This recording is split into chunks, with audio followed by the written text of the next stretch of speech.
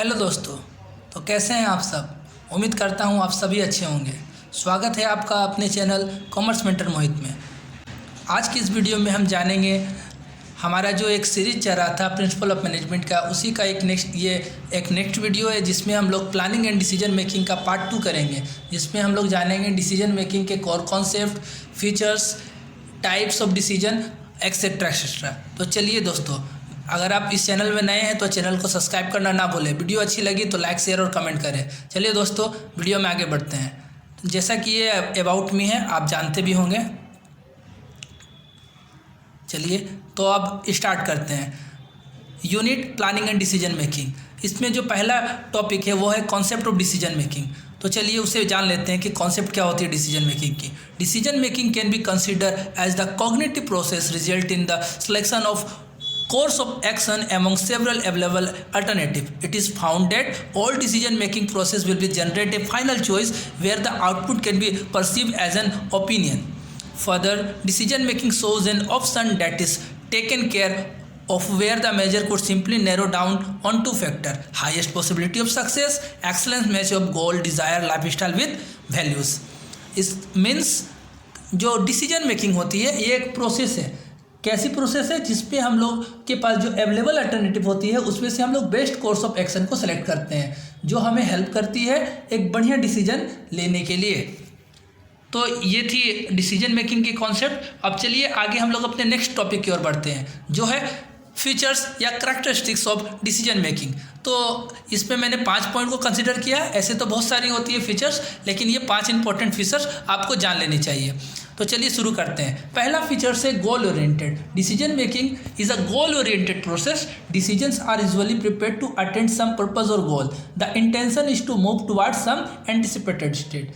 Company organisation की कुछ purpose, कुछ गोल होती है, उसके बिहाफ पे ही डिसीजन ली जाती है, उसके अकॉर्डिंग ही डिसीजन ली जाती है, जो हमें एक एंटिसिपेटेड स्टेट पर पहुंचाती है। और दूसरा है हमारा फीचर्स एनालिटिकल इंटेलेक्चुअल, अर्थात decision making is not only an intellectual process but also an analytical process.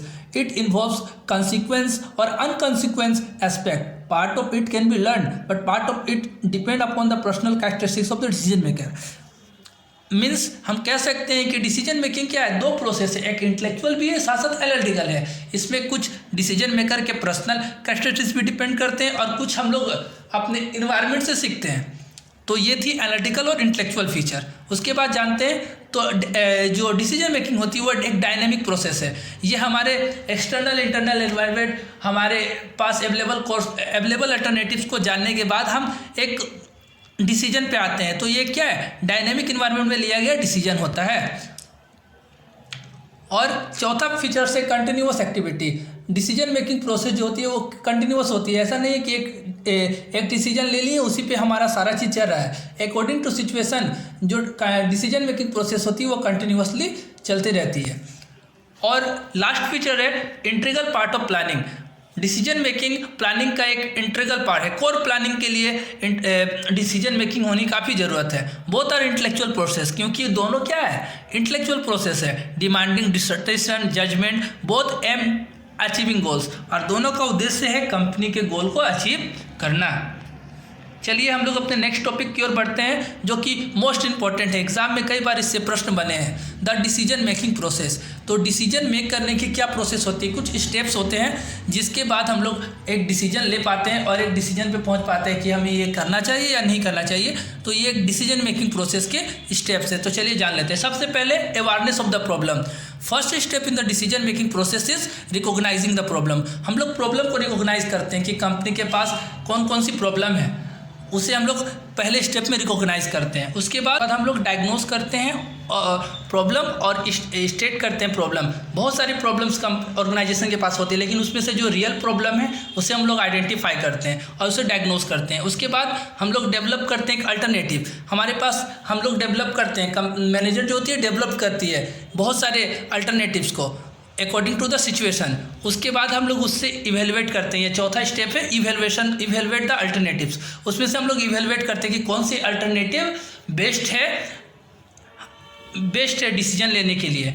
उसके बाद हम लोग जितने अल्टरनेटिव होते हैं उसमें से बेस्ट अल्टरनेटिव को सेलेक्ट करते हैं और लास्ट में हम लोग उसे इम्प्लीमेंट करते हैं और डिसीजन का वेरिफिकेशन करते हैं। तो ये थी कुछ स्टेप्स जो डिसीजन मेकिंग प्रोसेस को फ्रूटफुल बनाती है। तो हम लोग बढ़ते हैं अपने नेक्स्ट टॉपिक की ओर, जो है टाइप्स ऑफ डिसीजन।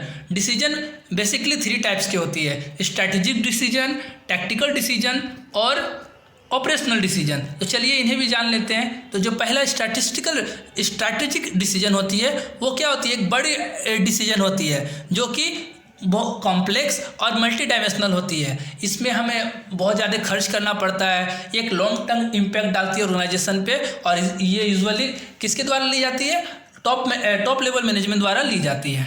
अब हम लोग देखते हैं दूसरा डिसीजन, टाइप्स ऑफ डिसीजन जो है टैक्टिकल डिसीजन। टैक्टिकल डिसीजन क्या होती है, जो कंपनी ने एक स्ट्रैटेजिक डिसीजन ली है उसको हम लोग कैसे अचीव करेंगे, इसके लिए जो परफॉर्मेंस की जाती है उसे हम टैक्टिकल डिसीजन कहते हैं। मेनली ये मिडिल लेवल और बॉटम लेवल द्वारा ली जाती है। और थर्ड होती है ऑपरेशनल रिसर्च। ऑपरेशनल डिसीजन जो होती है वो are more routine and follow no rule. हमारे पास जो रूल है उसको कैसे फॉलो करेंगे उसके लिए जो डिसीजन ली जाती है वो ऑपरेशनल डिसीजन होती है। This decision involve more limited resource, have a shorter term application and can be take by middle और फर्स्ट लाइन, और ये डिसीजन फर्स्ट लाइन मैनेजर द्वारा ली जाती है। तो दोस्तों वीडियो में आज इतना ही। हम लोगों ने इस वीडियो में कुछ टॉपिक को बहुत अच्छी तरीक़ा से समझा। तो वीडियो आपको कैसी लगी कमेंट करना ना भूलें और वीडियो को लाइक शेयर करें। धन्यवाद दोस्तों। Don't forget to subscribe the channel, like comment and share.